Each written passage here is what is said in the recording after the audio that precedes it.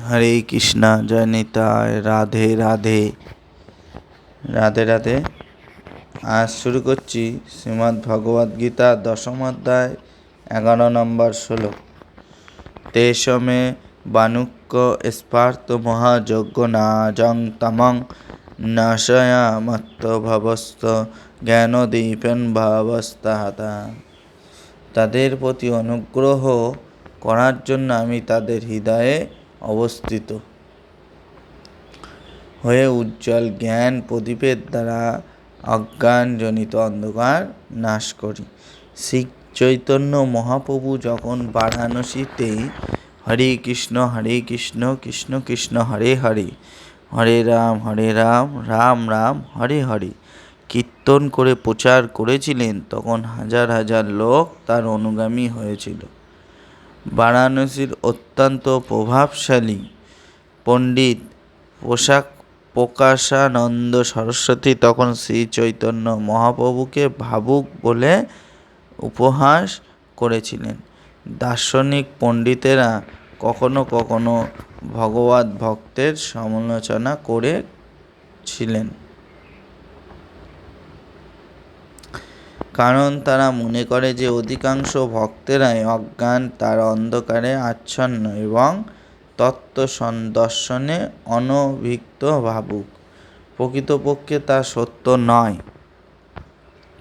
অনেক বড় বড় পণ্ডিতেরা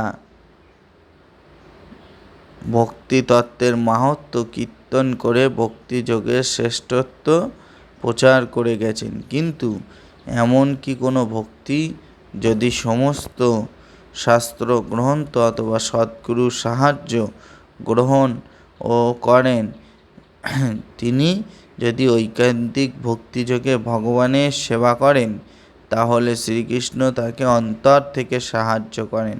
সুতরাং কৃষ্ণ ভাবাময় নিযুক্ত নিষ্ঠাবান ভক্ত কখনোই তত্ত্বজ্ঞানবিহীন নন। তার একমাত্র যোগ্যতা হচ্ছে সম্পূর্ণভাবে কৃষ্ণ ভাবাময় হয়ে শ্রীকৃষ্ণের সেবা করা। আধুনিক যুগের দার্শনিকেরা মনে করেন যে পার্থক্য বিচার না করে কেউ শুদ্ধ জ্ঞান লাভ করতে পারেন না। তার উত্তরে পরমেশ্বর ভগবান এখানে বলেছেন যে যারা শুদ্ধ ভক্তি সহকারে তার সেবা করেন, তারা যদি অশিক্ষিত এবং পর্যাপ্ত বৈদিক জ্ঞানবিহীন হন, তবুও তিনি তাদের হৃদয়ে দিব্য জ্ঞানের দীপ জ্বালিয়ে তাদের সাহায্য করেন, যা এই শ্লোকটিতে বলা হয়েছে। ভগবান অর্জুনকে বলছেন যে মূলত মনোধর্ম প্রস্তুত জ্ঞানের মাধ্যমে কখনোই পরম সত্য বা পরম তত্ত্ব, পরম পুরুষোত্তম ভগবানকে জানতে পারা যায় না, কেননা পরম সত্য এতই বৃহৎ যে কেবল কোনো রকম মানসিক প্রচেষ্টার দ্বারা তাকে হৃদয়ঙ্গম করা অথবা তাকে লাভ করা সম্ভব নয়। মানুষ লক্ষ লক্ষ বছর ধরে নানা রকম জল্পনা কল্পনা অনুমান করে যেতে পারে, কিন্তু যতক্ষণ পর্যন্ত তার চিত্তে পরমেশ্বর ভগবানের প্রতি ভক্তি না জাগছে, পরম সত্যের প্রতি প্রীতির উদয় না হচ্ছে, ততক্ষণ পর্যন্ত সে কোনো মতেই শ্রীকৃষ্ণকে বা পরম সত্যকে জানতে পারে না। ভক্তিযোগে ভগবানের সেবা করার মাধ্যমেই পরম সত্য শ্রীকৃষ্ণকে পরিতুষ্ট করা যায় এবং যার অচিন্ত্য শক্তির প্রভাবে তিনি তার শুদ্ধ ভক্তের হৃদয়ে নিজেকে প্রকাশিত করেন। শ্রীকৃষ্ণ সর্বদাই তার শুদ্ধ ভক্তের হৃদয়ে বিরাজমান এবং সূর্যসম শ্রীকৃষ্ণের সান্নিধ্যের ফলে অজ্ঞানতার সমস্ত অন্ধকার তৎক্ষণাৎ বিদূরিত হয়। শুদ্ধ ভক্তের প্রতি শ্রীকৃষ্ণের এটি একটি বিশেষ কৃপা।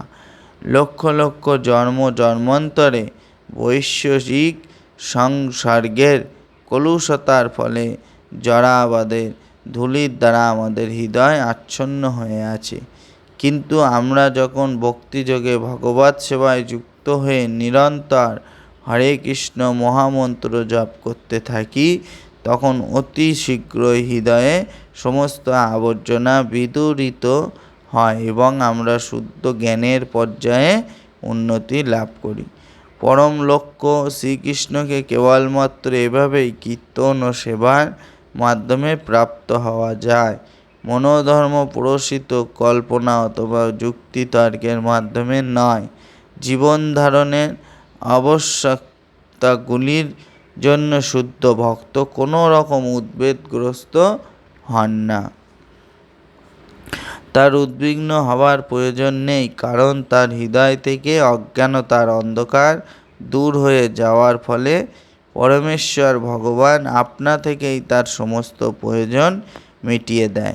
কারণ ভক্তের ভক্তিযুক্ত সেবায় ভগবান অত্যন্ত প্রীত হন। এটিই হচ্ছে ভগবদ্গীতার শিক্ষার সারমর্ম। ভগবদ্গীতা অধ্যয়ন করার মাধ্যমে আমরা সর্বতোভাবে ভগবানের চরণে আত্মসমর্পণ করে শুদ্ধ ভক্তিযোগে তার সেবায় নিযুক্ত হতে পারি। ভগবান যখন আমাদের দায়িত্ব গ্রহণ করেন, তখন আমরা সব রকম জাগতিক প্রচেষ্টা থেকে মুক্ত হই। জয় নিতাই। রাধে রাধে। হরে কৃষ্ণা।